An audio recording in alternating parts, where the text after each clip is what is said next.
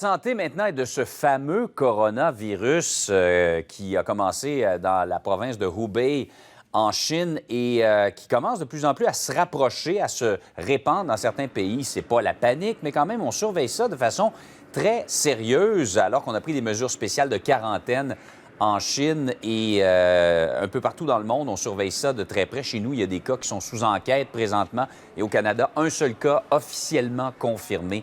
Pour l'instant, parlons-en avec le docteur Alex Carignan, microbiologiste infectiologue au CIUS Estrie-CHUS. Bonjour.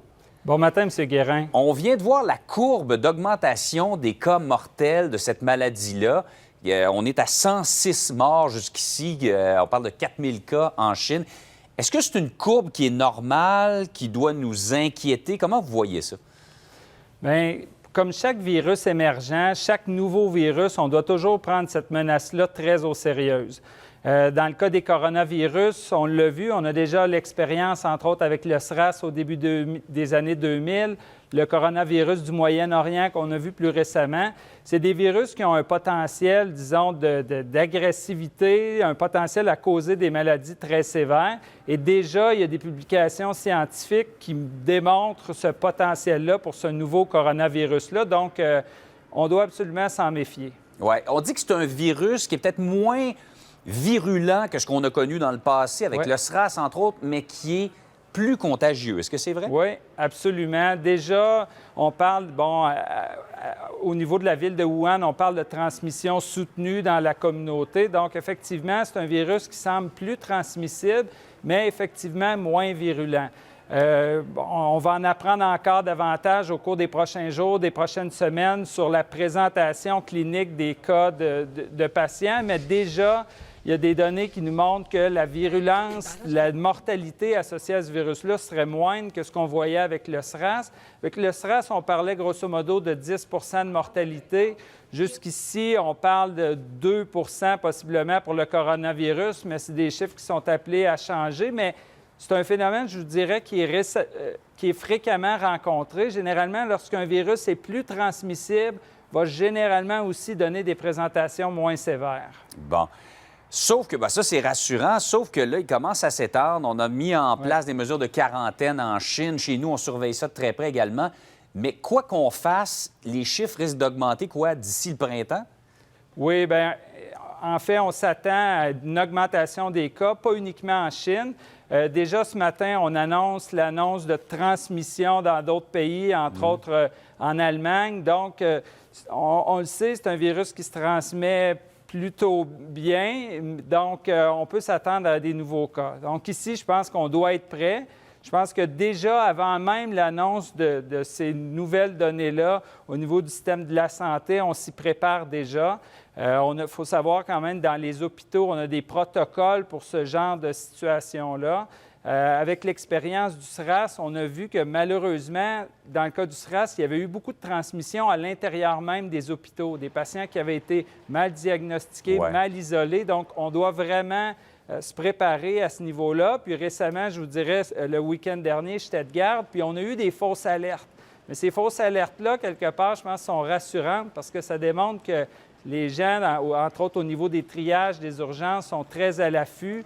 Évidemment, on questionne beaucoup sur les retours de voyage. Il y a des protocoles avec des questions sur les symptômes respiratoires au retour d'un voyage. Et ces patients-là sont rapidement mis en isolement. Et là, on parle de mesures d'isolement exceptionnelles avec des chambres qu'on dit à pression négative, donc des chambres qui sont faites pour contenir le virus à l'intérieur de la chambre, des équipements de protection de personnel de pointe.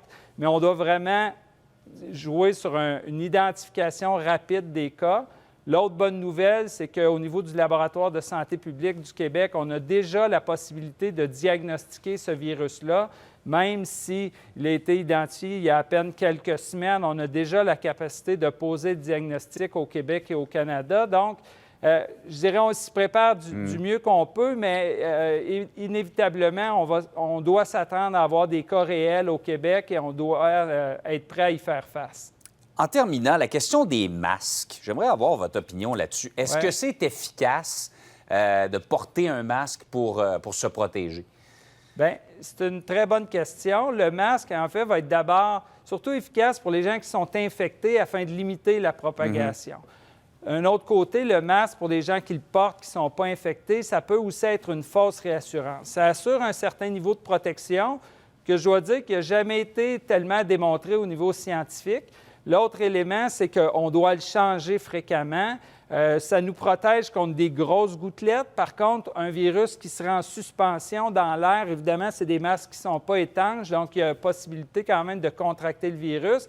Et aussi, on ne doit pas oublier le plus important, l'hygiène des mains. Quelqu'un qui ne procède pas à un bon lavage des mains, qui va enlever son masque, risque de se contaminer en manipulant le masque. Donc, il faut faire attention. Effectivement, c'est certainement pas une panacée pour se protéger contre ces types de virus respiratoires-là. Et quand on parle du lavage des mains, évidemment, c'est ce qu'on appelle le jeu de base. C'est la base pour se prémunir contre tout type d'infection. Oui. Juste en terminant, une petite précision sur les masques. Masques en papier ou les fameux N95 qui sont plus perfectionnés, est-ce que c'est aussi efficace, à votre avis?